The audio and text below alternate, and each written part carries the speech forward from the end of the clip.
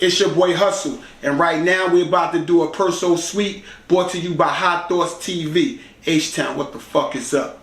Huzsuh! About to smoke a Perso Suite with HighThoughtsTV. Y'all know what the fuck we doing, man. It's HighThoughtsTV. Niggas hot in the bitch, man. I'm smoking a Perso Suite with HighThougtsTV. Let's take it a step back, but I meant to ask you this earlier when you're talking about, you know, when you went away. One thing I hear commonly out here is once a nigga get locked up, you know, then motherfuckers try you from the time you get off the bus to damn near the time you leave. Yeah. If you can, talk about some of those incidents where, you know, you might have just had to put the pause on somebody. Know, hey, I'm not the one to play here. Yeah, so let me tell you about that, right?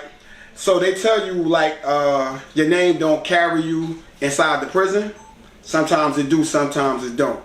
So, but as far as for me, I was a, how can I put it? I took up for a lot of people. Like, I wasn't a bully, but like I tell people all the time, I'm the one that they come get when they think there's a bully on the tip. I'll be the one to check the bully. Yeah. Like, it's all verifiable facts. Anybody that know me that see this interview, they know I'm not a bully. I'm cool as a fan, but don't play with me. Right.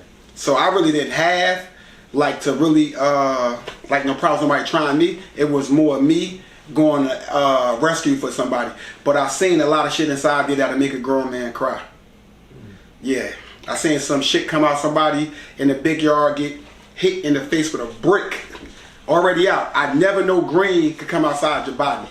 Oh, shit. Yeah, green. Yeah, for sure. Yeah, brick to the face in the yard already laid out. Green. So that's one of the stories I like. I got a million war stories from my grandkids. Yeah. Okay, so talking about your pen, when you put together your music, is it kind of like you heading to the studio already got a direction, or you just like, man, I'm going to the studio, I'm gonna catch a vibe when I get there? See, my process is a little different. So I like to get the beat first. Once I get the beat, I try to figure out what direction I'm going in, the vibe. So I write at home before I go to the studio. I learn early to have your songs done before you get to the studio. You save time and money. That's the jewel to get to a lot of you artists. Get the beat first, perfect the flow, perfect the lyrics of it, perfect the cadence, and then go lay it down. And then I'm giving one more jewel. I normally don't do this. You're going to need more than one session to record a record.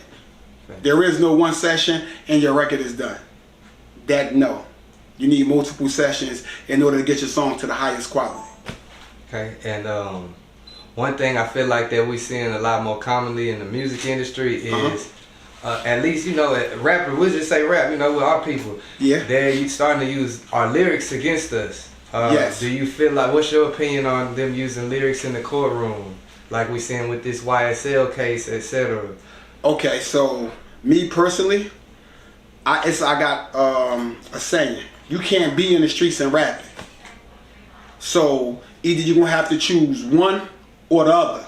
You can't be a rapper and you can't be a gangster at the same time.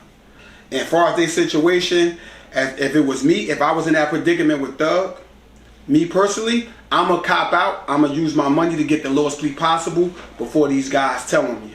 See, what it be is, y'all see these artists and it look like they be in the street or they just get in the street. But when you've been in the streets all your life, you know when certain situations like this come about, you know how to deal with it already. That's why they say it's chess, not checkers. If he would have been prepared for a situation like this, he wouldn't have to worry about 5, 6, 7 people telling on him. Right. He would have known what to do from the beginning. So, but as far as that with the lyrics and everything, I'm going to stay away from it because I don't really want to say what I want to say. But I'm just going to stay away from it. But if niggas know, if you've been in the streets and you've been in that situation, you know what to do to avoid a motherfucker telling you. Okay. And just, you know, like I said, as you continue to elevate in your career, I feel like one thing that commonly happens is people from the past, they start to try to, you know, bring you down, slander your name or whatever the case may be. Staying level-headed and out of the way, like what's some of your process to do that, just not to worry about the naysayers? So, me, I use it as motivation. All the naysayers, the haters, I just use it as motivation. And the main goal is to get out the hood. That's the main goal. You can always come back to visit your family, auntie and them, but the main goal is to get out. And as far as the haters, you just use that shit for motivation. So you feel like it's what's the word I'm looking for? You know, when a nigga leave the hood, that's when niggas start hating. Oh, he not real. He don't come around no more. Like, yeah, but that's because it wasn't real from the beginning. You gonna never hear that shit where I'm from. yeah. I could leave here, go to West Bubblefuck, and when I come back, I'ma still get the same love. But when you really from that environment and you really put that work in, you're gonna get the respect. Whether you leave, whether you live there, or you gone, they're gonna respect you.